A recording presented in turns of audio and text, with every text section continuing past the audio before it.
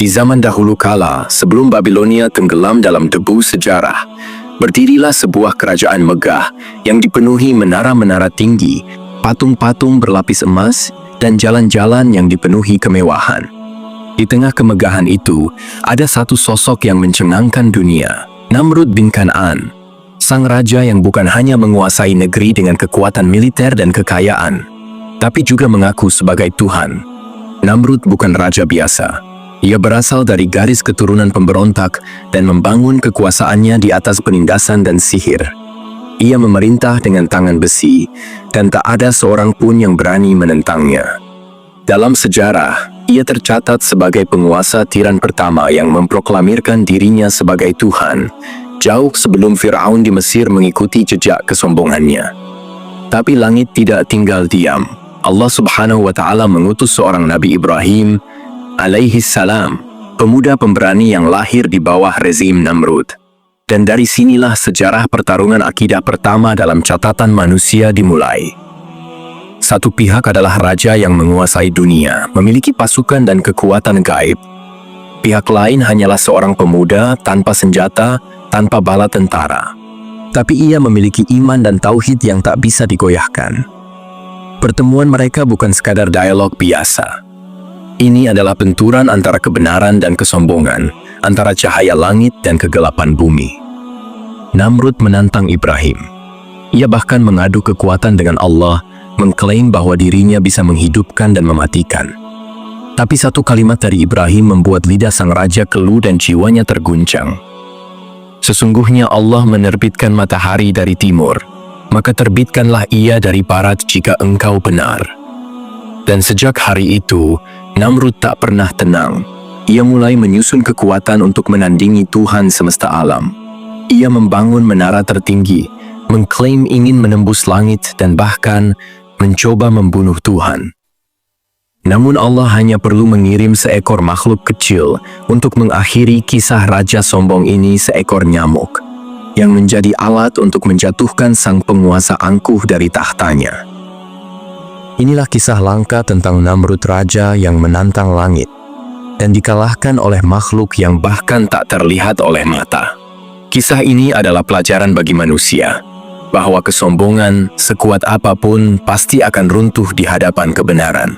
Namun sebelum kita lanjut pada pembahasan yang mendalam, jazakumullah khairan untuk sahabat-sahabat yang telah menyempatkan diri untuk like, comment, dan subscribe ke channel ini. Semoga Allah Subhanahu wa Ta'ala membalas setiap kebaikan kalian dengan pahala berlipat, diberikan kemudahan dalam setiap urusan, dan dikaruniai hati yang selalu haus akan ilmu dan kebenaran. Amin. Bagi yang belum subscribe, jangan lupa klik tombol subscribe sekarang, agar tidak tertinggal kisah-kisah langka dan penuh hikmah dari sejarah Islam yang jarang diungkap.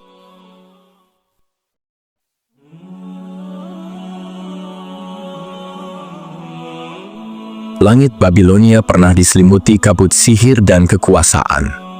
Sebuah wilayah subur di antara dua sungai besar, Eufrat dan Tigris, yang menjadi pusat peradaban dunia kuno. Di tengah kejayaan itu, lahirlah seorang anak laki-laki dari keluarga bangsawan yang tak hanya membawa ambisi, tapi juga benih kesombongan yang kelak mengguncang bumi. Dialah Namrud bin Kan'an bin Kushi bin Ham bin Nuh. Ya, Namrud adalah keturunan dari Ham, salah satu anak Nabi Nuh alaihi salam, tapi garis keturunannya yang mulia tidak menjamin keluhuran akhlaknya. Sejak kecil, ia dikenal sebagai anak yang keras hati, haus kekuasaan, dan gemar mengatur orang lain. Dalam catatan para sejarawan seperti Ibnu Katsir, disebutkan bahwa Namrud tumbuh di lingkungan yang mulai meninggalkan ajaran tauhid dan terjebak dalam pengaruh syirik, penyembahan bintang-bintang, dan pengagungan kekuatan sihir. Setelah wafatnya ayahnya, Kan'an, Namrud mengambil alih tampuk kekuasaan di Babilonia. Tapi ia tidak sekadar menjadi raja. Ia menjadi penguasa yang brutal, menaklukkan wilayah demi wilayah, dan memerintah dengan tangan besi. Ia membangun kerajaan yang sangat kuat, memanfaatkan ilmu-ilmu sihir dan jin-jin yang tunduk padanya, serta memaksa rakyat untuk menyembahnya sebagai ilah, Tuhan yang patut disembah. Ia memperkenalkan ajaran kesesatan, menyebarkan keyakinan bahwa manusia bisa mencapai ketuhanan lewat kekuatan dan ilmu. Namrud menghapus ajaran tauhid yang diwariskan sejak Nabi Nuh alaihi salam dan menggantinya dengan pengkultusan terhadap kekuasaan manusia. Babilonia berubah dari negeri yang dulunya menyembah Allah menjadi pusat penyembahan berhala, ilmu hitam, dan kekufuran. Namun, di balik kebengisan itu, langit telah menyiapkan seorang pemuda untuk mengubah takdir umat manusia. Ibrahim bin Azar, seorang anak dari pembuat berhala yang justru akan menjadi musuh utama sang raja dalam pertarungan abadi antara tauhid dan tirani. Apa yang terjadi saat Ibrahim menantang ajaran ayahnya dan kerajaan Namrud? Bagaimana dakwah Ibrahim menyusup ke jantung kekuasaan yang mengaku sebagai Tuhan?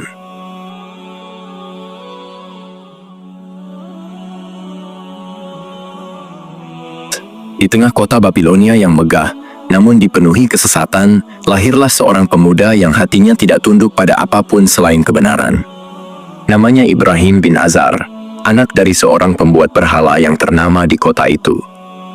Sejak kecil, Ibrahim sudah menunjukkan ketajaman akal dan kejernihan hati. Ia tidak mengikuti kebiasaan kaumnya yang menyembah patung-patung. Bahkan, ia sering bertanya kepada ayahnya dengan rasa ingin tahu yang tinggi. "Wahai ayahku, mengapa engkau menyembah sesuatu yang tidak dapat mendengar, tidak dapat melihat, dan tidak dapat menolongmu sedikit pun?" Pertanyaan demi pertanyaan itu membuat Ibrahim tumbuh sebagai sosok yang berbeda. Ia tidak hanya menolak menyembah berhala, tapi juga mulai mencari Tuhan yang sebenarnya. Malam-malam ia lalui merenungi bintang, bulan, dan matahari. Tapi semuanya ia tolak sebagai Tuhan karena semuanya tenggelam dan tidak kekal. Hingga akhirnya, Allah Subhanahu wa Ta'ala memberinya wahyu dan petunjuk. Ibrahim alaihi salam diangkat menjadi nabi, dan perintah pertama yang Allah turunkan padanya adalah menyeru kepada tauhid, bahwa tidak ada Tuhan yang patut disembah kecuali Allah semata. Namun seruan itu adalah tantangan langsung terhadap kekuasaan Raja Namrud yang mengaku sebagai Tuhan. Ketika berita dakwah Ibrahim menyebar, Namrud murka. Bagaimana bisa seorang pemuda biasa menantang keyakinan seluruh kerajaan? Namrud memanggil Ibrahim untuk beradu argumen. Inilah salah satu debat paling monumental dalam sejarah, sebagaimana disebutkan dalam Quran Surat Al-Baqarah ayat 258. Apakah kamu tidak memperhatikan orang yang membantah Ibrahim tentang Tuhannya, karena Allah telah memberikan kepadanya kerajaan? Ketika Ibrahim berkata, "Tuhanku ialah yang menghidupkan dan mematikan," orang itu berkata, "Aku pun dapat menghidupkan dan mematikan." Ibrahim berkata, "Sesungguhnya Allah menerbitkan matahari dari timur, maka terbitkanlah dia dari barat." Lalu bingunglah orang yang kafir itu. Dengan satu argumen yang tajam, Ibrahim menjatuhkan arogansi Namrud. Tapi bukan berarti sang raja tunduk. Justru Namrud semakin berang dan mulai merencanakan pembunuhan terhadap Ibrahim. Namun, Allah selalu melindungi kekasihnya, dan pelindungan Allah akan segera terlihat dalam peristiwa luar biasa berikutnya.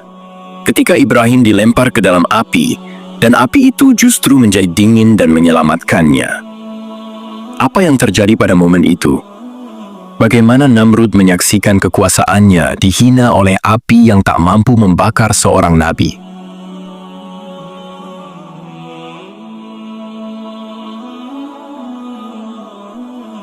Setelah kalah dalam debat terbuka, kemarahan Namrud semakin memuncak. Ia tidak bisa menerima bahwa seorang pemuda biasa telah mempermalukannya di hadapan rakyat Babilonia. Maka dia mengambil keputusan paling kejam dalam sejarah kekuasaannya. Ibrahim harus dihukum mati dengan cara dibakar hidup-hidup. Namrud memerintahkan seluruh rakyat mengumpulkan kayu bakar sebanyak-banyaknya.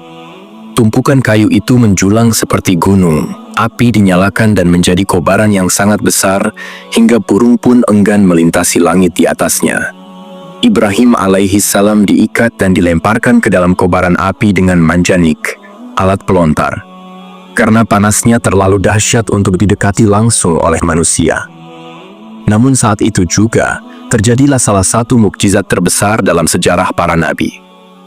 Allah Subhanahu wa Ta'ala memerintahkan kepada api, "Wahai api, jadilah kamu dingin dan keselamatan bagi Ibrahim." Quran Surat Al-Anbiya ayat 69.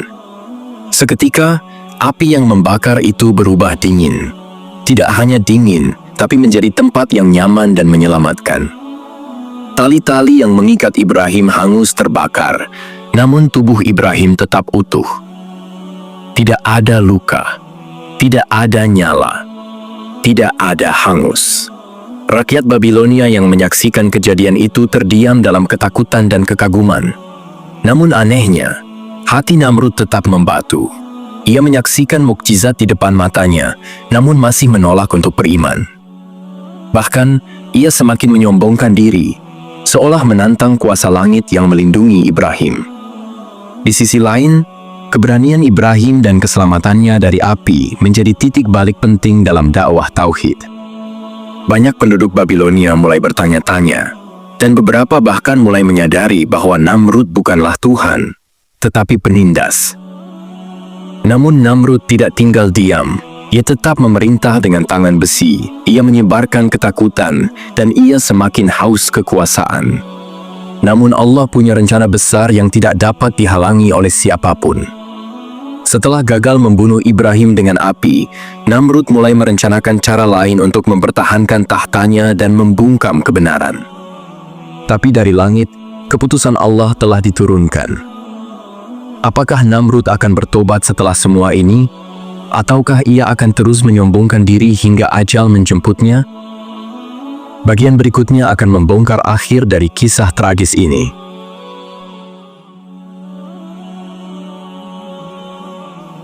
Setelah gagal membunuh Nabi Ibrahim alaihissalam melalui kobaran api, Namrud seharusnya gentar. Namun kekuasaan telah membutakan hatinya. Ia tidak hanya menolak kebenaran, tetapi mulai menantang langsung kekuasaan Allah Subhanahu wa Ta'ala.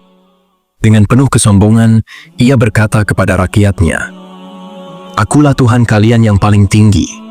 Sama seperti Fir'aun yang muncul berabad-abad setelahnya, Namrud menuhankan dirinya sendiri. Ia membangun istana megah yang menjulang tinggi seolah-olah ingin mencapai langit.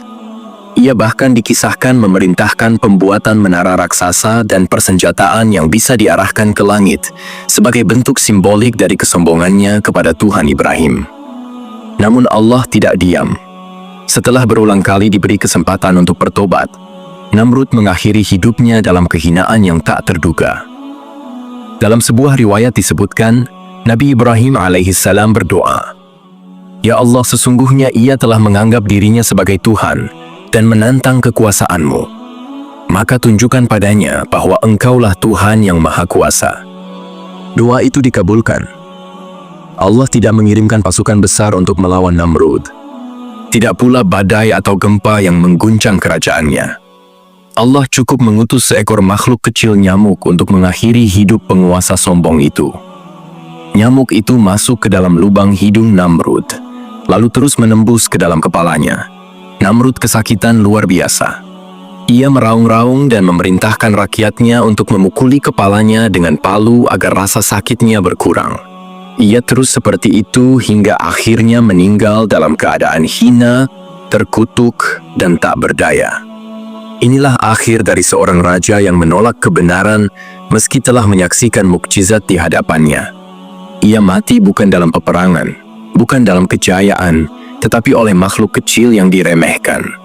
Sebuah bentuk penghinaan dari langit kepada manusia yang menyombongkan diri. Kematian Namrud menjadi pelajaran besar bagi umat manusia hingga akhir zaman, bahwa kekuasaan tanpa iman adalah kebinasaan. Dan bahwa siapapun yang melawan Allah, sekecil apapun perlawanan itu, pasti akan hancur. Namun perjalanan ini belum berakhir. Kita masih akan menyaksikan warisan dan pengaruh Raja Namrud terhadap sejarah dunia, hingga kelak ia disebut-sebut dalam berbagai peradaban kuno, bahkan dalam narasi akhir zaman.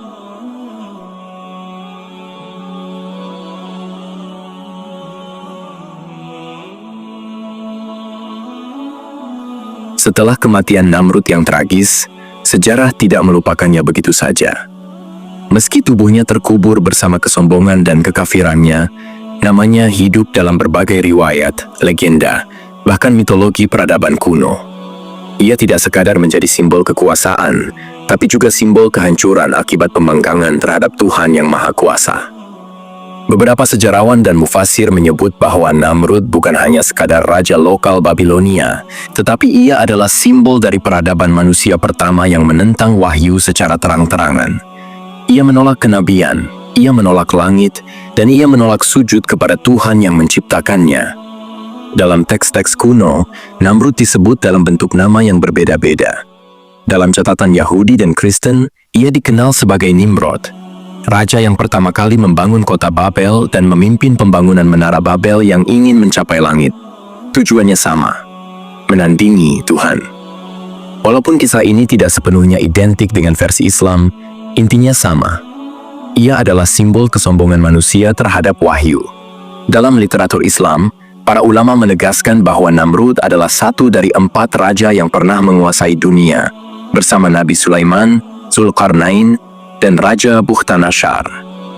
Namun Namrud adalah satu-satunya dari keempatnya yang kufur dan zalim. Beberapa ulama menyampaikan bahwa semangat dan arketipe Namrud akan muncul kembali menjelang kiamat. Akan ada pemimpin-pemimpin yang menolak ajaran langit, mengaku sebagai Tuhan, dan menindas orang-orang beriman. Dajjal, makhluk fitnah akhir zaman, seringkali dikaitkan dengan jejak-jejak kesombongan seperti Namrud dan Fir'aun. Dengan demikian, Namrud bukan hanya sejarah, tapi juga peringatan untuk masa depan. Pelajaran yang bisa diambil: 1.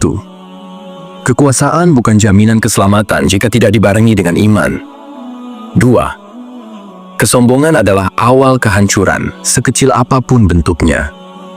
3. Kebenaran tetap akan menang, walau yang menyuarakannya hanya satu orang seperti Nabi Ibrahim, dan yang menentangnya adalah kerajaan yang besar. 4. Makhluk sekecil nyamuk pun bisa menjadi tentara Allah untuk mengalahkan keangkuhan manusia. Inilah akhir dari kisah Raja Namrud. Sebuah kisah nyata yang menjadi peringatan keras bagi setiap penguasa, pemimpin, dan bahkan diri kita sendiri. Bahwa siapapun yang menolak kebenaran, menentang cahaya wahyu, dan menyombongkan diri, akan berakhir bukan dalam kehormatan tetapi dalam kehinaan. Jika kamu ingin kisah-kisah sejarah Islam langka seperti ini terus diangkat dan dikupas dengan mendalam, dukung channel ini dengan like, komentar, dan subscribe. Semoga Allah Subhanahu wa Ta'ala menanamkan iman yang kokoh dalam hati kita, menjauhkan kita dari sifat sombong seperti Namrud, dan mengangkat kita bersama orang-orang yang mencintai kebenaran. Jazakumullahu khairan. Wassalamualaikum warahmatullahi wabarakatuh.